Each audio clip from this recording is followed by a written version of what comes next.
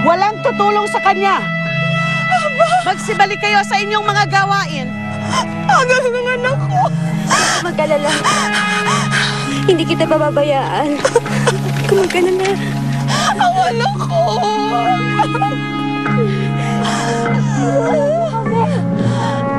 Ginawa ka ng taong yan ang buhok ng asawa ko, Dato. Hindi niya na ginalang pagkababae nito.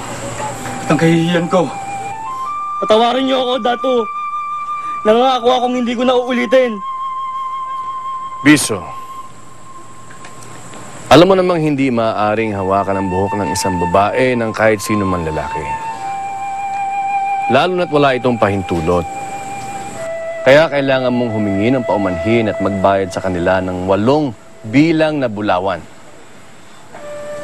At kung wala kang maibibigay, ikaw ay magiging isang uripon nila sa loob ng 2 bilog na buwan.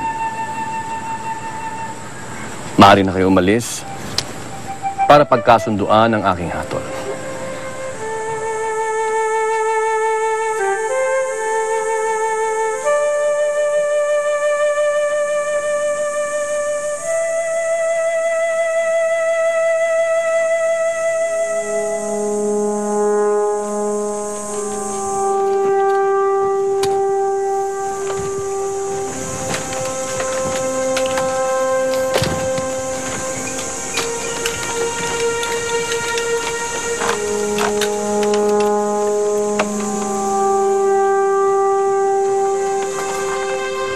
Bakit umuwi agad kayo, Ubuawi?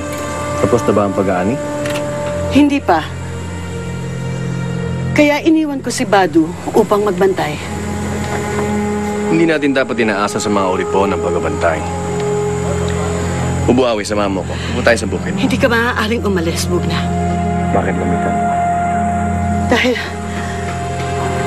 nararamdaman ko na malapit na ako magsilang.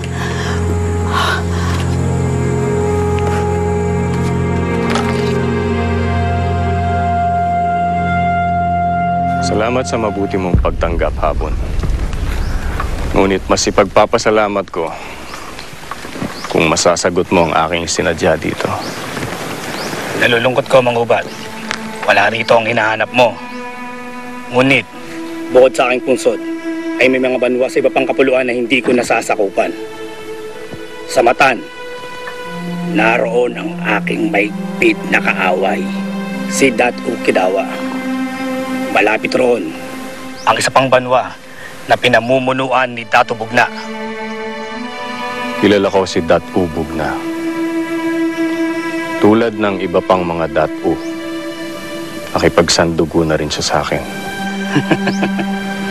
Balita ako'y nagdadalang tao daw ang kanyang asawang silamitan. Gayon din ang kanyang uripong kaulayaw. Anong malay mo? Baka naroon sa kanilang banwa ang nagdadalang taong ina na iyong hinahanap.